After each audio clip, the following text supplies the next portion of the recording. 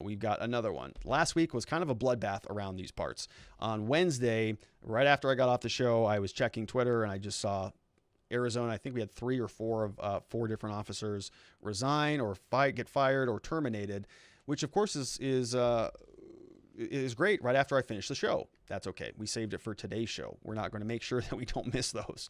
All right. So the other bad officer that we have, another very bad popo, is a guy by the name of Nathan Kistler, is how I'm going to pronounce it. Nathan Kistler is a Mesa police officer who was also charged with a crime last week. Now, his situation is a little bit different than Sean Pena's.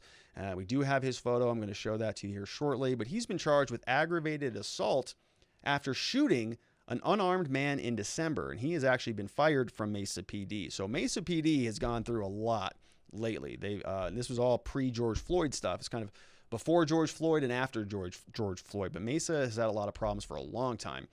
They had the Philip Brailsford case where they shot and killed that kid in the hotel room. They shot him and executed him and, in my mind, literally murdered him. The cop was acquitted, went through a jury trial, got off scot-free. Mesa Police Department let him go or did something and then rehired him back so that he could collect his pension and then let him go again. So one of the most corrupt, just incestuous, disgusting blue shield things that I've ever seen happen. I really would have loved that to happen after the George Floyd stuff because it would have been national news. But of course, this all got swept under the rug. Local news here in Arizona, some national news, but really not a big deal. Already in the memory hole. My point being that Mesa has a lot of problems. And as soon as this guy came across, Nathan Kistler, they fired him right away. They're not playing the waiting game like we're seeing with the Phoenix Police Department where everybody's got to review everything. Allegations are this guy raped 2 women, but we got to investigate it. Mesa Police is sort of catching up now. They're just firing people right away. This is what happened with Nathan's case. So the shooting took place December 2019. He was fired last Thursday. He is accused of shooting Randy Sewell at Ojos Locos Sports Cantina after responding to reports of drunk and disorderly customers. Sewell refused to leave the bar. Officers trying to restrain him when he was shot. He survived because he was just shot in the leg, I believe. I have the Form 4 documents also. He's also charged with aggravated assault and resisting arrest. So Sewell got charged, even though Kistler shot him in the leg and he was unarmed. So this is what always happens, right? The police screw up. They charge the person who was involved in their screw up. We saw this explicitly in the Breonna Taylor case. Remember her? She was in bed when SWAT team came in and started firing bullets, shot her like 8 to 10 times, killed her. And then they charged her boyfriend with a crime for firing back at the police. Remember how that goes? The police can do bad things, but if you do something back against them, they're going to charge you with a crime for that. All right, so this happens with Nathan Kistler over in Mesa, Ojos Locos Sports Cantina. Drunk and disorderly customers, happens every night. Cops show up, and they shoot this guy in the leg. Let's take a look at who this is. Nathan Kistler, bad popo from the Mesa Police Department.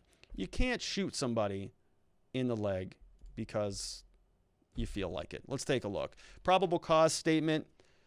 On December 6, 2019, while working as a uniformed police officer, he responded to the bar. The defendant arrived on the scene and assisted the other officers in dealing with numerous individuals. So the defendant here, normally when you talk about the defendant, you're talking about the person charged with the crime. So that would be like if you got a DUI, you're the defendant. In this case, Sewell was the unruly, disorderly conduct customer. Traditionally, he's the defendant. They arrested him. He's on the defense. They're going to make him the defendant. Here, it's a little bit different. The cop is the defendant. So, all right, let's read it. The defendant arrived on scene and assisted other officers in dealing with numerous individuals related to the call. During the investigation, officers attempted to detain and arrest the victim. The victim is Sewell, who was shot. The victim was non-compliant with officers, at which time the defendant intervened. The defendant, which is the officer, approached the victim and fired 1 round from his handgun, striking the victim in the lower left leg and the buttocks area. The victim was subsequently taken into custody. The victim was not found to be in possession of any weapons. Victim was later transported to the hospital. He was treated for his injuries. Defendant was later interviewed by the Mesa Police Homicide Unit with his legal representation present. So this all happens. The cop is going to get investigated. So Officer Kistler is going to get investigated. He is interviewed by the homicide department. He has his attorney present. The defendant, the officer, expressed a fear for himself and his fellow police officers at the time he discharged his firearm into the victim. The defendant advised that he intentionally fired his weapon into the victim. Based on the defendant intentionally shooting the victim with a firearm, he committed a violation of ARS, which is aggravated assault, which is a class 3 felony. So that's kind of the standard, the standard language that the cops are trained to use. I feared for my life. I was fearful for my life and the lives of the other officers.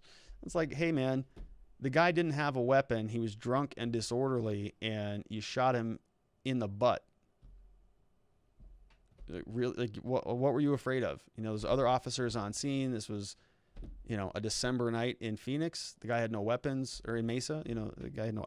Okay, so he gets charged. He actually got charged for that, which he should have. I mean, it's not, like, again, pre-George Floyd, post-George Floyd. Would this guy have been charged pre-George Floyd? If we were still living under those rules, would anything have come of this? So this case got filed on, let's see here, June 24th.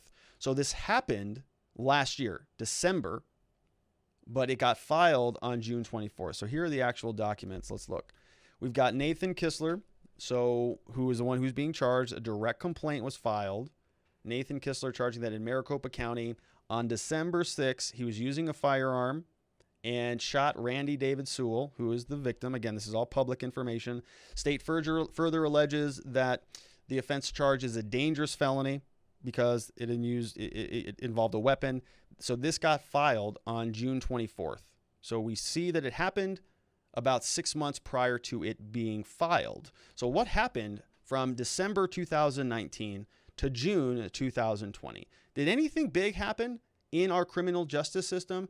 Well, yeah, everything happened. I mean, the whole world changed in terms of criminal justice. So had George Floyd not have happened, the Mesa Police Department, the Maricopa County Prosecutor's Office, they were sitting on these charges. I'd be very curious to know, was this going to happen anyways? Were they going to charge this officer? Or is this only because of the heightened scrutiny that we're all under, or that the prosecutors and the police enforcement are all under, that I'm putting them under, and that you're putting them under, and that society's putting them under? Would this have happened but for George Floyd? I don't know. Maybe it would have. Maybe it wouldn't have. I can't read the minds of the Maricopa County prosecutors' offices, but I can tell you it certainly feels like a lot more officers are getting indicted and getting held accountable for their malfeasance, for their misconduct. It feels like that to me, which of course is the right thing. So I'm not going to beat them up too badly about doing the right thing, about getting rid of the bad cops, getting good cops trained and equipped, and the mental health screening and everything else that we need to do to make sure that they can do their job appropriately, but also without sacrificing any of the tools that we as a society need to uphold the integrity of our law enforcement systems. And